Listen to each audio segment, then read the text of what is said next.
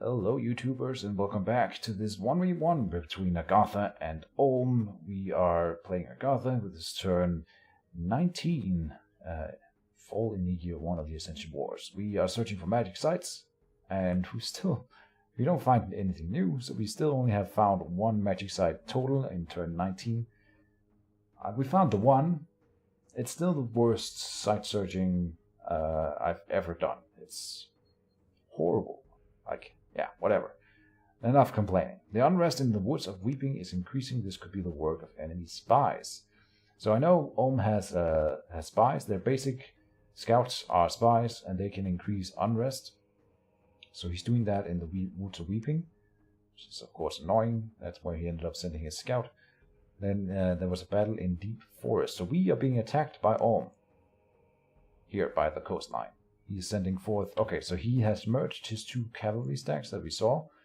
I think we have two black lords. Yeah, here's a black lord who has lost an eye. And one over here. Vintage is the black lord, and he has a heroic ability, unequaled obesity. And what do we have here? That's about 20 we can see after. And we don't really have anything. So they will murder that. They have 38 total now, and this is a significant force.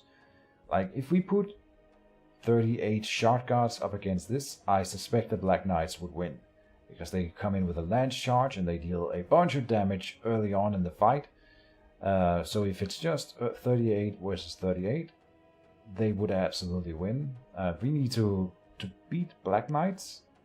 Our shard guards can hurt them, but we would want some chaff up front to take the initial lance charge, so that we can, there's only for the first strike.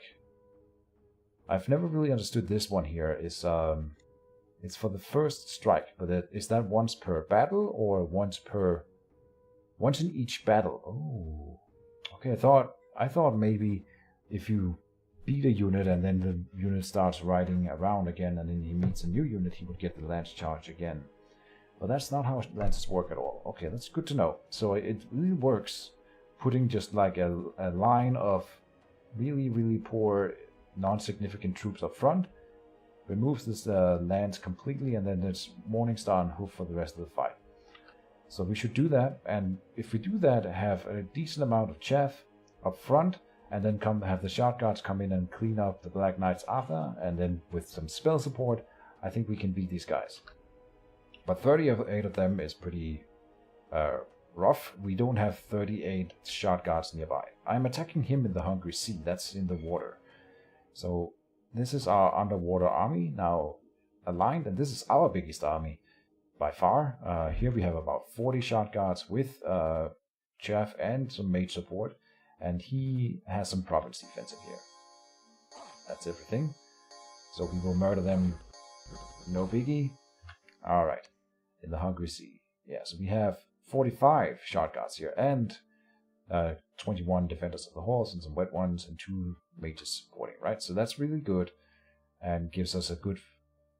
And this is a big stack that we have close to his territories, like he has one close to us. There's a battle in the Green Harbor. This is the little island. We are taking from some independence. They have mage support here, though. Oh, so this is a rather well-defended army. They have a war minotaur. They have this wizard guy here. Jesus, yeah.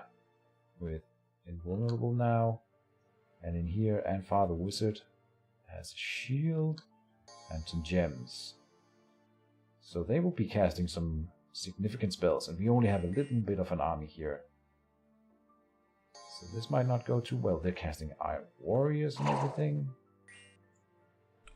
Ward of Skeletons. Ooh, he's hitting the Minotaur with the Word of Power. Would have been nice to snipe the War Minotaur. Ooh, he does. Nice. That is good. Well done. It's petrified. We might even be able to kill it before it does anything here.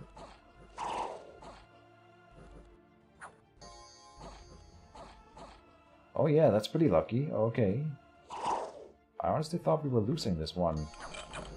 Maybe I remember it wrong. Here's a small earth elemental that was summoned and it gets killed. Alright.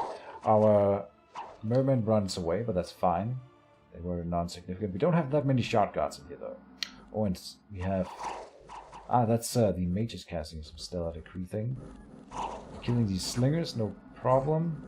Rout them. Okay, we're pushing forward. Looks like we are winning.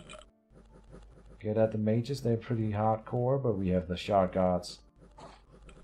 And it looks like we win. Cool, did we pick up that item? I don't think we do, no. Okay, so that was a victory against a not insignificant little indie army. That's nice. And in the giant spine, this is our prophet expanding, and there's just some lion tribe.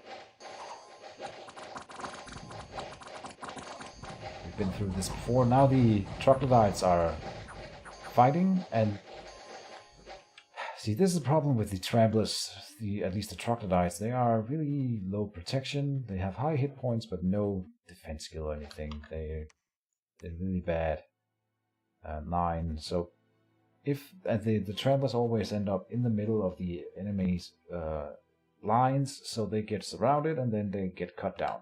So they kill 8 and they probably break the enemy army, but the shard guards would have done this without their help and with significantly fewer losses. This is like, is that 80 gold for one? No. Oh, 50 gold. Why did it say 80 gold? Interesting. 80 gold. 50 gold. What? Huh, if I click on the icon, they cost... What the... Same with the shard guard. Interesting. I've never noticed that before. If you click on the icon, you get different prices. Huh. Well, that might be a bug. That is only for this playthrough or something like that. That's weird. No, they cost 50 gold per, so we lost 150 gold in this fight here. More than that, right? Because, yeah. So that was pretty expensive. Not worth the expansion. I think we should have taken a more careful approach here. An unexpected event has occurred in the Woods of Weeping. We get 680 gold. Nice. And in the High Ocean, the harvest has been good. We get 100% tax income out of what? 58. So 58 gold gained there. And last, the Earth Reader has foreseen a major event that will occur in 3 months' time. This is what was foreseen. During nighttime, green lights can be seen dancing in the sky, and mages reported a worldwide surge of magic. So I have no idea what that means, but that's nice that we get that for Fortune Teller 5, I suppose. And that's it for this turn. So let's have a look at this up here. He chose to advance into the D4, so he's sort of doing a spaghetti line thing here. Important to note that if we cut him off in Neotha here, I would like to cut him off in Anoria and the Royal Garden, of course, so that he would not get any income from all of these provinces along the coast. That would be really nice. But if we could just get a sneaker force in Neotha, he would not get income from everything here and whatever he takes from me up front. Right now he is claiming income for the whole thing. So he's here. He can only go one direction, which is up here. And he will claim that province, no problem. We cannot stop him from taking the Great Woods, but would he really want to? And the thing is, if he does that, which I think he might be tempted to do, we will come in from behind here. Let's see, we have just Earthfinger coming in with some amphibious guys. We're leaving the shot guard here behind because I don't want to sacrifice them. We aren't able to bless them here. So we're just doing a small raid behind him here just to see what he does. If he moves forward and takes this province, we will cut him off so that he doesn't get any income from Glade Woods or the Deep Forest. And if we lose it, it's not a big deal. Oh. Interesting. What's different here? One of the wizards survived and we lost the battle. So sometimes the battle replays don't show the correct result because of this game was before the big patch that occurred. If that when you are watching it, will be a few months back, I think. So there was a big patch recently, and that may have screwed with the. And I think that's worth noting for the every battle we see here. Then is that there might be some incorrect battle replays. We lose this battle. I thought I remembered that we lost that battle. All right, so we will be retaking it. Like how much? Eight units survive. One of them is the wizard. We are gonna move in. Just Shugu here with some units and try to take it again. Meanwhile, in the water, he seems to have consolidated his forces down in Lake Doom here. He had a coral reef in here, so we get one water gem out of that. That's nice. And we will be taking Lake Doom from him. I don't think anything he has in the water can deal with 48 shot guards, like normal Trident troopers. So he has these war shamblers, which I don't really know a lot about, but I doubt that they can win against 2 Oracle of the Ancients with 45 shot guards. So we are just going to move right on in and challenge him and kick him out of the water. Our first really significant fight, I think. Not a big investment for me, or it's a big investment, but I think I'm relatively safe in taking it, unless he has some trickery. You never know what he has for Pretender. Richard could be any type of super combatant or whatever. So we might see him come in here with some more offshore. But if it's just this here, I think we will win, and we will challenge him at least and see if we can kick him out of the water. So yeah, I'm half expecting him to move up here. So I boosted the province defense in the Welling Sea here to 20. So we get some decent units and 2 commanders. Oh, 3 commanders. Or no, this is just a white one. Okay. So this will, if he moves up here, he will at least take some attrition, I hope. And if he just raids it, we should be able to beat him back. Up here, let's see, we are continuing the conquest over here. In Validun here, we are still building the palisades. I put the priest on it and took the units in that I've been recruiting in here. Put him on morale, so he's going to move more chaff down into Dora Woods and assist villages here. He's being supported by Kalaman now. Interesting. A little bit of our first mage support. They're really bad. So, like, what can they even cast at this point? Flying shards and blessing. We are getting divine blessings. We should really script, like, I suppose flying shards, but he will be out of range for it, so it's not gonna matter. We could have put him like up here, like this. He might be able to hit something with flying shards from the get-go, right? So like this might have been better. He's not really in any danger. Well, you never know. There's crossbowmen here, so you wouldn't want to lose him to a random bolt. Still building the fortress up in here. Getting mages in here. We're getting mages in here. We are forging braces of protection now, because they're cheap. And we can afford them. We have one black steel helmet in store. We have a champion skull. I suppose I must have forged it. I don't know if I didn't cover forging again. I'll try to be more vigilant on that. We're not getting the lab up in Bay Pond, so we can start mage production up here. And then we have 3 mage production facilities, and we should see our research spiral up a little bit. We went down in research because I think we are setting mages to do other things everywhere. Building fortresses, building labs, forging, and so on and so forth. We have, in our capital, we have about with 10 shard guards here. That's not a lot. And we don't really have any. We have 5 down here. Yeah. So this grouping here, we don't really know what he's going to do with it. We have... Oh, we didn't get Conjuration level 3. Why not? Why not?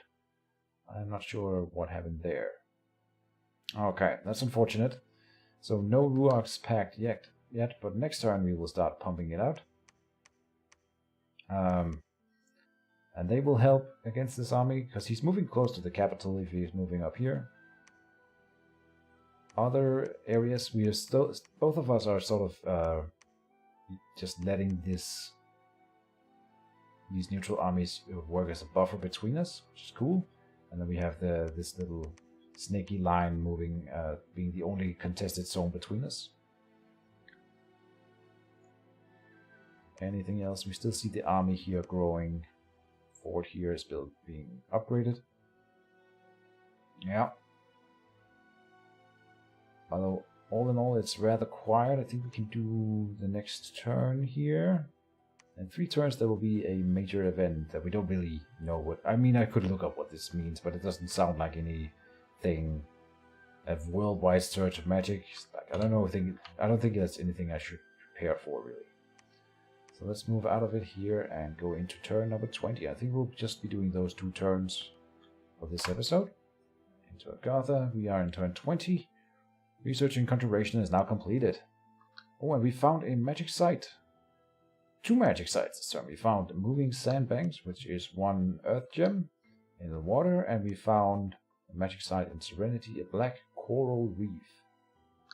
Alright, there's a lot of battles this time. Unrest in the Woods of Weeping is increasing. We can have a look at that one really quick. That's up here. So he's racing unrest in here, which is annoying. Then we have...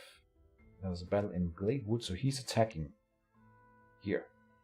As we thought he might move forward, he's feeling very confident with this stack of black knights, which I can understand. And we didn't want to challenge him here, so there's not really anything left behind. They can't hurt these guys, so he will take that. We are attacking him in Lake Doom. So here in the underwater. And here are the war shamblers. They have experience, so that's nice. And oh, and a high level attack here, Coral Glaive with poison on him. Alright, so not insignificant. Decent hit points, decent protection. So they kind of rival our shot guards a little bit. But there's nowhere near the same amount. And he has these Trident Troopers, Trident Guards. I think he buffed up the PD rather high. We have this the Consort guy who's got heroic quickness, but he's not risking his life. Got Hand of Sharpness, Sword of Sharpness here. And then some Trident Knights over here. Alright, and we have our big stack of Shard Guard. I think I side searched with the other Oracle of the Ancients. But we have some guard on him. What could be really dangerous here is if he gets taken out, because he's the only commander here. But he's relatively safe behind all of this. So the lines are joined. The Shard Guards are taking the brunt of the force. Their affliction resistance, they should be relatively okay. They have been blessed, yes? No, are you kidding me? I did not... I didn't script the Divine Blessing. Jesus. Oh my god. That is so stupid. Here comes the Divine Blessing. He's going off script, luckily. But we are being flanked. And luckily we have a lot of these defenders of the halls in the back, so it's fine. And the Divine Blessing is down now, but it's... Man, that's bad. We have the... Oh, we have the hero in here. Alright. He's fighting. He's got a high level of protection, I suppose, with that armor. 16. But poison barbs. High damage attack. Yeah, he's pretty cool.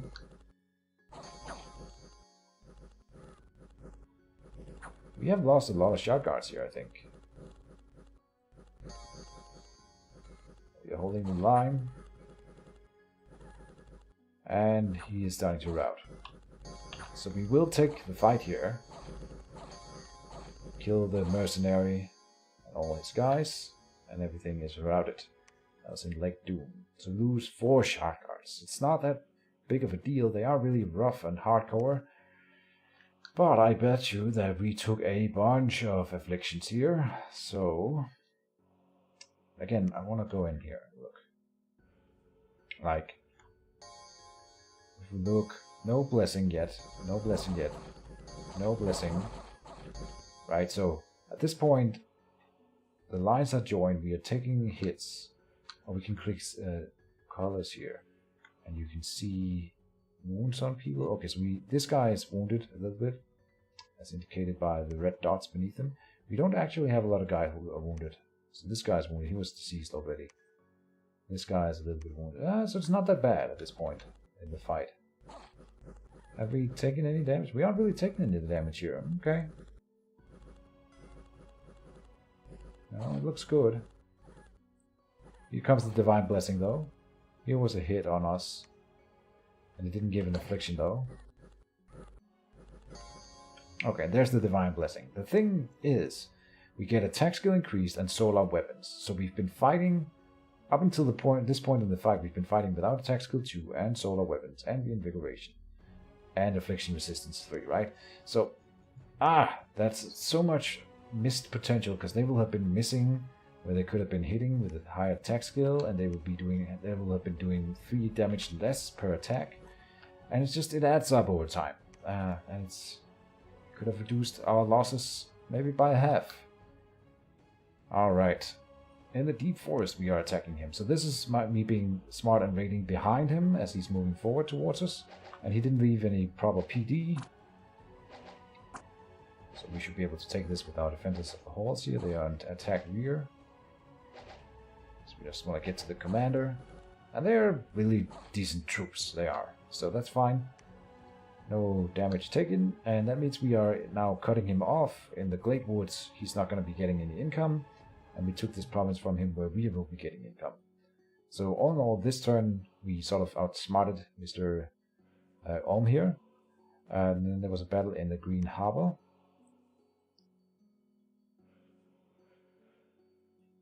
And here we will try to reclaim, or again not reclaim, but claim the province that we thought we had taken in the last episode. And this time we have the numbers on them. And we managed to get in here. They have body ethereal on, but we have enough numbers that they will die. Will we take... Well, we found a rabbit foot charm. Pretty cool. The Green Harbor. Then he is taking a province in Wone. Okay, so he's now finally grabbing this one between us. And this is his follow-up army. Now we see a battle mage here. We have a Master Smith with a robe of missile protection and earth boots. So something that I have not really gotten around to when I play any nation in this game is to remember to bring proper mage support even early on. Because I want my guys researching, which I think is a fair point. You want your guys researching, but it cannot compare, I think, to having proper mage support in your important battles, and it makes a huge difference here. These guys, they go with, he's casting, Legions of Steel early on, so he is going from 23 to 26 in protection, and that's a huge deal. When you have 23 protection, you will rarely take damage, and going then up to 26 is like getting almost no damage at that point. It's the same with these Black Blades infantries. So they are taking some damage, and that's nice. I think they lost a little bit here. They lose 1 Black Blade infantry. They don't take anywhere near the same amount of attrition that I do in fights, because their chaff is not really chaff. It's just as good as their best units, right? Black Blade guys. We also are attacking in Dual Woods here with our Prophet army. Just some good old independence defending. They will clash into our Shard Guard. It still works out quite nicely the way it's set up. We have some crossbowmen shooting at us, which is bad. For all my talk of not being scared of crossbows, they are still hurting us. And this is not the one. This is not the one. Here. Crossbowman gets 2 kills. We didn't lose any Shard Guard, and we didn't lose anything important, so that's good. And we have some unexpected events. One in the Green Harbor. Province income boosted and resource, very nice. And then 50% less tax boost in this one turn. Let's go to the Dual Woods. This is where we are. So we see he's now also in Ashington here. And if we zoom out a little bit, this is the setup. We managed to kick him out of the water, and I think that is a good thing. I must have clicked, yeah, thrones. So from the water we will be raiding now, and we know that he has claimed at least one of the thrones. We don't know if it's this one. This one is not protected. We don't see any armies nearby. There might be some here, but then there's a river. Whatever was in Agartha has moved away, probably north. So I'm gonna jump in behind. If he's claimed this throne, then just us taking the province will mean that he will need to get his god or his prophet back in to reclaim the throne, so we can knock it out of his control.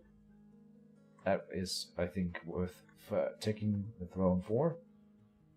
And also just do some raiding in his backlines.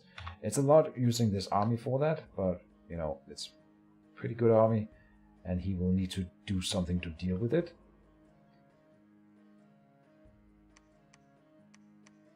We're doing some more logistics in the water. We took his province here, as I said, and that means that he will not be getting any income from Glade Woods here. But we are now seeing the battle lines being sort of drawn here. He has 8 Black Knights in there, and I guess we are patrolling in here. I'm not sure if I expected him to come in. That would be a little bit silly of him. So maybe, but this is Bone Tribe. We shouldn't attack Bone Tribe. Those are pretty bad, but we still see the problem that I'm not going to be claiming this up here for a while. We don't have, like, I can't move this army now back and go up here and just take my time claiming all of this. He will be following behind me, taking my provinces, right? We are getting this palisade in 2 months, so that will be sort of a blocker for that. This army here has 40 units, 11 Black Knights, and 14 Black Plate Infantries, 1 Master Smith. We have 3 Black Lords in here. And we see that he is using a lot of magic items, actually, which is important. This Earth Boots is also a good choice. Also something that I usually don't do on my early mages, because I consider them way too valuable, but they are also going to give him a major boost in any fight where he uses them. So these guys don't actually have leaders in them like he did before. Oh, this is a leader, okay. And then I guess he has a... I don't know where all the Black Lords are. I didn't find anyone special here. That's fine. This army and this army together is a big deal. Like, he can go for Blackdale already. He probably will have trouble sieging it down, but he can beat anything I have nearby. Up here, we in Agartha are building an army, but I'm not moving it out. We are keeping it back. We only have 15 shot guards to the 38 Black Knights in here, and I think they probably have experience and all the things, right? Making them even better. Yeah, they have 2. Some of them have 2, some of them don't have experience. So he's putting the experienced ones on the flanks. Now he will be taking afflictions more than I am. That's also worth noting. But here, we don't have... This army cannot beat him. Maybe if we put in all the oracles of the ancients, but I'm not doing that. So we're holding it back. We are moving what in here? Something? Is this guy? Not sure why. I guess to give the PD a little bit more of command. From here, we raided behind him. Now he's in Glade Woods, and he sees that I'm raided behind him. And he has people in Aroni. I'm half expecting him to converge his 2 troops in Deep Forest. So we're moving out of Deep Forest, and then we're taking Glade Woods back with a small raiding force now. So keeping up the raiding thing. Over here we have Too Hard. I don't know where you've been, but you are going to be moving over to Sothgargot, picking up these shot guards. He has a stack with him of 9 here. So that's good. Shugu found this Rapid Challenge Twist Fate thing. Dim Thought, I think, is going to move up here. We're moving a bunch of units into the high ocean here. And that's going to threaten his backline in Yotha and Bitra here. I would really like to claim these 2 provinces as well, but I think it's much more important to take stuff from him here and threaten his backline. Hopefully we will have less armies moving north and more of them moving south to help defend. Anything else? Are we forging anything? We are forging a Stinger, which is this one here. Just a spear with a length of 3, which is nice, and it's gonna... We need some sort of weapon if we are gonna... I'm sort of building a kit for kitting out a Oracle of the Ancient as a semi-super combatant, at least a thug, where we can solo provinces with PD and stuff with an Oracle of the Ancient. So we need to build some stuff for that, and a Ring of Water Breathing, which is for a Golem Crafter to go into the water and start side searching these provinces with whatever a Golem Crafter can side search for. So a Ring of Water for that. We are not casting Ruach's Pact. That is a mistake. We now have it available here, so we should be doing this. We are not. I guess I forget it this turn. We were doing really fast turns when we were playing this, so I'm not doing all the small things that I should be doing. Did we find magic sites? We did moving sandbanks down here, 1 earth gem. And then here, black coral reef is 1 death gem. Okay, so 2 Heart is running around side searching a bit here. That's nice. We are now getting a little bit more gems. We have death income, we have earth income, we have water income, and we have the fire income from the beginning. So we're getting some stuff now, which is nice. Slowly picking it up. Still, I feel at turn 20 we are far behind. But we can remedy it by keeping it going. We are going to be going for construction level 4, so that we can get earth boots as well. We see now that he is at least at construction level 4, but that makes sense with Ulm. I think I have gone over this, but they have these forge bonus 2, and if you put a dwarven hammer on them, they can forge 5 gem items for 1 gem, which is insane. It is insane. Like, it's the whole gimmick of the nation, and it's fine, but it's pretty damn bonkers. So good early on when you can't afford a lot of stuff. You can get whatever you want for 1 gem. So what are we doing here? We're moving basalt down here. Patrolling villages. We're recruiting crossbowmen in here now. This is some proper ranged units that we can use, and it's good against high protection units. That's good. This fort is 2 months away. Building fort in here. Have I gone through all the things in there? Yeah, I think I have. Alright. So, looking at the strategic map, yeah, I think I already went over this. I'm expecting him to come in Deep Forest. We'll be raiding behind him and getting out of Deep Forest. Just putting 1 PD in here so we can see what he's moving in. But I'm not going to contest it. And then moving stuff down here, we can then threaten his backline a little bit. And this move over here, I think he's not...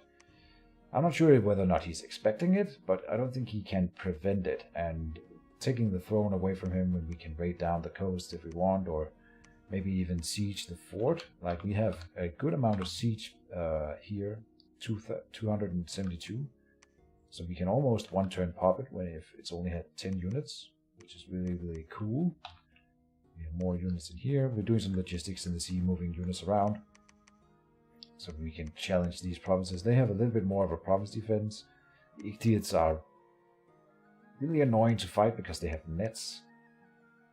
And there's a lot of these shark tribe tridents in here which have dual building poison daggers, which is not nothing. So, something to note. And then that's sort of it. This army in here is scary as hell, but we don't know where it's going yet and how to challenge it. We're just gonna sit tight in the capital and build a proper army to challenge it later on. Biding our time, getting our research up. We are now at 100, broke 100, which is nice. And yeah, that's it for this episode. So I hope you guys are still enjoying. We are turned 20 here, and it's finally starting to pick up.